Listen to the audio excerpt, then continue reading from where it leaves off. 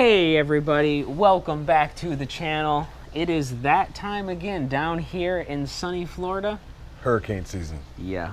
So the first part of hurricane season, definitely having a plan is what you're going to want to do.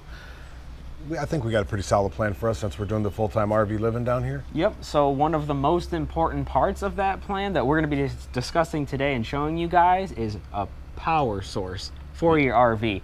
Down here, you don't know how long the power is going to go out. If there's a hurricane, and it's also really hot and humid, so you really need to keep cool, keep everything powered on. So this is definitely one of the main components. It's definitely better to have something like this and to not use it or not need it than to not have it and need it. So exactly. We might have went a little overkill, but I'd rather have enough than not enough. It really depends on what you're looking for, what your needs are with like an RV like this with 2 ACs and everything. If you want everything to run just like normal, then you'll need a little bit bigger. So it's definitely, I'd say, if you have the money. Yeah, you could go a little smaller if you put like soft starts in your AC systems. You could need less power then. We don't have those in yet, so went with the big boy right now. So we can uncover this right now, guys. This is the Duromax. Yep, it's a Duromax XP13000EH. Yeah, this is a dual fuel. This is a big boy. Yeah, it's well, how much it weighs? What, 234 pounds, 235 pounds? Yeah, so you're not moving this around easy. This actually does have handles that you can lift it up and then wheels on the side so you can actually roll it around. So this is definitely no joke. One of the things we liked about this one, it was dual fuel. So, you know, you have two fuel sources in case they run out of gas. There's long lines at the pump. Yeah, there's power. The power's out. They can't pump the gas out. Right. And one thing, yeah, exactly. And one thing here at the RV park, there's a lot of RVs with propane tanks on them. Yeah. So if you need fuel in a pinch, you can grab a propane tank off somebody's rig that's not here. Oh, yeah. Hey, can I use your propane tank, please? Right. Yeah, so you'd be good to go with that. We're not advocating taking people's propane tanks. Unless you have permission, right? But they do run a shorter amount of time on propane and give you a little less power, but it's a cleaner burn. A cleaner burn, and then you also have to think cost too. I mean, gas is no joke nowadays. If you're running this, you're going to be spending some money. Propane's a little bit cheaper for what you get. So gas would gum up your carburetors and be an issue. So if you can run on propane, I recommend you do that. If you have to use gas in a pinch, do it. But make sure you clean it out after. So what we're going to do is we're going to just have a quick little B-roll session, give you guys a full spin around this thing, and then we will bring you right to the front and show you all of the outlets and everything that this thing has. Yeah, the business end shows you, it's feature loaded. I mean, it even has a low oil shutdown. It's loaded. So let's show you that stuff.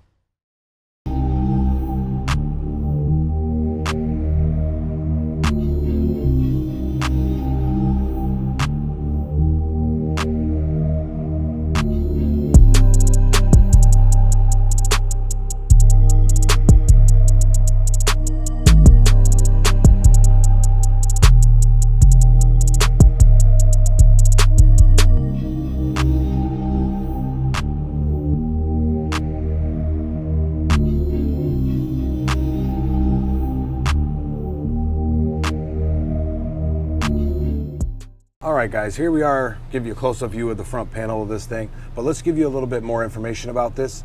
When you first get it, it will come on a truck, like a tractor trailer type truck. Yeah, and then for assembly, it's pretty straightforward after that. You'll have to assemble the actual transportation handles. You'll see them right here in the corner, so you'll put those on there. The battery that's down here, I don't know if you guys can see it, there's only a little bit of it exposed, but that comes unplugged. You'll have to plug that in, and then you'll have to put on the wheels and then take off the shipping brackets, we'll call them, just to keep it structurally sound. When it's shipping, they have the shipping brackets on there, so you'll take those off, put the tires on, and then pretty much from that point, you're assembled and ready to go. Except for it doesn't come shipped with oil. Oh, yes. Well, I was going to get partially to that point. Sorry, it's out of frame. So it does come with a baggie of some goodies, which we'll show you guys, but it does come with a little funnel to add the oil to it. So that's pretty awesome that they actually come with that, so you're not going to spill it everywhere. So that's one thing I'd like to mention. And then they also have the adapters for the actual unit. So if you wanted to make a plug, so you have like your 30s. Oh, yeah, they have like everything you would need to actually make your own plugs, which comes with a couple of these. Yeah, we have 2. So that's a really cool feature in there. So if you want to start converting certain things to be able to plug directly into this, you have the main components of what you need. It also comes with a toolkit, which I don't have here in front of us, but it comes with like the spark plug wrench. It comes with the wrenches to get out all this whole thing set up. So you won't need much tools besides what they give you. So that was nice for them to include that.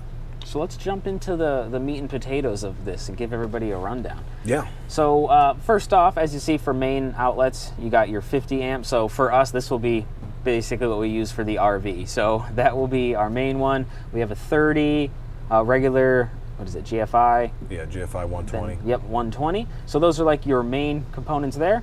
I'll let you move up to the next row. Well, it is nice too. It also has the 1201. Oh, yeah, didn't right even see it there. And also, if you need to charge batteries or something like that, it has that in it. It's pretty awesome. 12-volt. It is push button start. Beautiful thing. Take that plastic off of there. You know me, I don't like to take them off, but that's so much better. push button start on this one, pretty nice. It tells you when it's charging. It has a low light warning for oil. If it gets too low, it will auto shut off. And of course, all your breakers along here for your AC breakers for all these different outlets. If it trips, you just reset it right there. Your battery switch up here, which turns your battery power on and off so you can do the starting.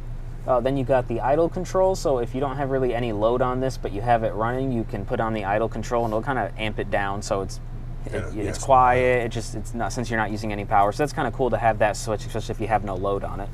We got the circuit breaker on and off, a big old switch, which is really nice. That's the main one. It's like the one you have in your house, yeah. Yep, there's like, you need the power on. You need everything off at one time, flop that baby off, you're good to go. Then we have the multimeter, kind of just to read voltage. Well, it says everything. So we have meter settings, voltage, hertz, hours run, and then we press the button to cycle information. So we can kind of bounce between those and look at what the voltage is, how many hours we've run it, which might be important depending on if you're running gas or you're running propane, just to know, like, okay, I've had this propane tank running for 5 hours. I might have an hour left, depending on how fast you go through it and what your energy usage is. Now on this one, this is a 13,000 watt peak generator. On gasoline, it gives you the full 13 at peak, but on propane, you're only getting 12,350 peak on propane. So you do get a little bit less, but it's still more than enough. And then your running wattage on gasoline is 10.5, and on propane, it's 9,975. Again, way more than enough power you're gonna need to run a 50 amp RV. Yeah, and I know we were talking, did we really mention the run time No, I don't for think the we certain mentioned that ones? yet. So jumping to this, we got a, what is this, 8.3 gallon gas tank. So just to give you an idea of how much we're holding there. And then running that, you get about 8 hours.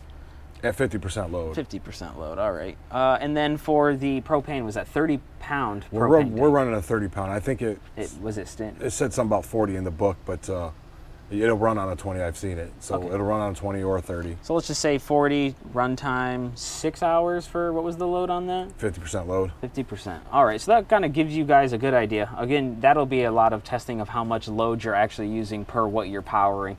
So this will power this entire unit with like 2 ACs, but let's just say we were only going to use 1 AC. We're definitely not going to be using the full load, depending on what components we're keeping on in the RV. So that's something you can kind of tinker around with to see how much time you can get via gas or propane. And I don't know if we mentioned, it does come with the regulator and hose for the propane. Comes with it already, so you're pretty much ready out of the box almost, except for the oil. And then with this one here, the engine side is size is a 500 cc, which is 20 horsepower. It's a pretty powerful unit, really. Yeah, and I know a lot of that, we were talking before, the low oil shutdown. Oh, engine size, was it 500 cc? Yeah, I just said that. Yeah, 500 cc, good amount of four power. stroke. Yeah, it's a four-stroke. Four-stroke, good. Which I think most of them are these days. This does have a 3-year warranty, so any issues you have, you contact the manufacturer and they'll hopefully hook you up. We haven't had any issues with it yet, but it is new to us too. And then one good thing about this that you want to look for when you look for a generator is them copper windings. This has 100% all copper windings in here, so you definitely want to look for that. You don't want none of that cheaper metals. That could cause an issue. And then just to confirm, this is 234 pounds without gas. Yeah. So once you add those 8 gallons of gas, I don't know how much 8 gallons of gas weighs, but you're probably at the 250 pounds, roughly. No, I don't think it'd be up that. So a gallon of water is 8 pounds? 8 point something, yeah. So it'd be up there. Yeah, it's not going to be 300. No, not 300, 250. About That's 250. more realistic. Yeah, I'd say about 250. I'd say with the gas, yeah. But the wheels and the handles make it nice. Yeah, it's almost like moving a wheelbarrow. That's yeah, right. a loaded wheelbarrow. Yeah, it almost feels that way too. Yep. One thing you don't hear a lot about on generators is that THD, which is total harmonic distortion. which this one here is between 12 and 20% depending on your load. What that is more so like if you have the higher the number, you don't want to run sensitive electronics on it. Like if you've got something that's really important and it's sensitive electronic, you're not going to want to, you might want an inverter generator instead of this kind. Because this, I mean, you can run your household computer and stuff like that, but something real sensitive, you might not want to use this one. But they do carry the inverter generators, which will handle that good for you. So now that we got a pretty good overview of everything here, we are going to hook this up with propane. So I'm going to go grab the tank. It's an easy hookup for propane. It's right here on the front for easy access. Got the rubber protective boot cover. You can see it's the flared end. So you just get the hose that came with your generator. You screw it on. It's normal thread, so right to tight on this one. Since it is flared, you really don't have to put much pressure on it. You could probably do it by hand, but we just give it a little. And then if you want to be more safe, you could spray a little soapy water on there to see if it's leaking at all. And he's hooking the other end up to the propane tank. What's cool about this too, down here, if you guys can see it, this is the startup procedure for propane and your storage guide for storing it, which is just pretty much turning that. And on the side here, you can see this little blue slip. This gives you the directions if you wanted to start it on gas. This is the quick start guide for that. So we'll read through this list and go through each thing. And we're all connected to the tank, so you can just turn the gas on for that. So the gas is on. I don't smell any leak, that's good. So the first thing it says to do to start with propane is turn the fuel switch to propane. So, bam. Boom, that's done. I think I used your word, boom. Yeah. Turn battery switch to on, which you got that there. Battery switch on. Is on. Press the start button, then you can start connecting your devices. It's kind of that easy. Yeah. It's pretty simple. So let's press the button and see if it starts. Is it one press or hold? Yeah, I think it's one press. Oh, you gotta. Oh, yeah, there's a hold.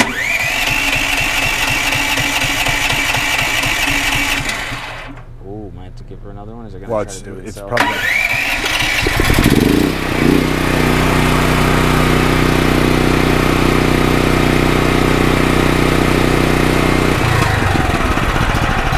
That's the idle. Yeah, well, we didn't let it warm long enough, but that was the idle control.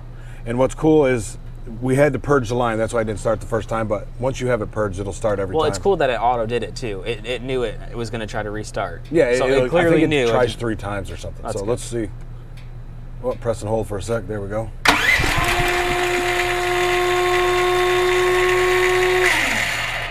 Bummer.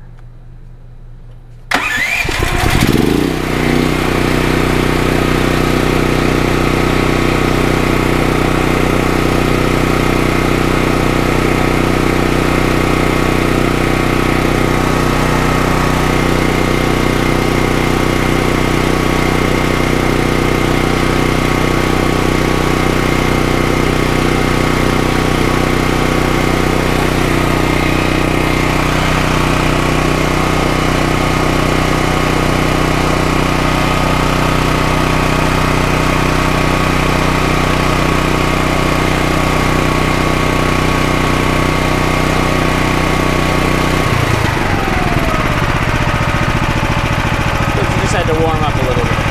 Yeah. This is only the second time it's been started. So.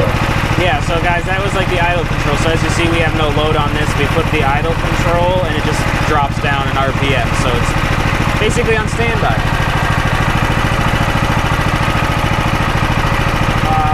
It says stop, but obviously the button don't stop it. Or so, is it you have to hold longer? No, I think over here you just turn it to storage. It shuts the propane off to the unit.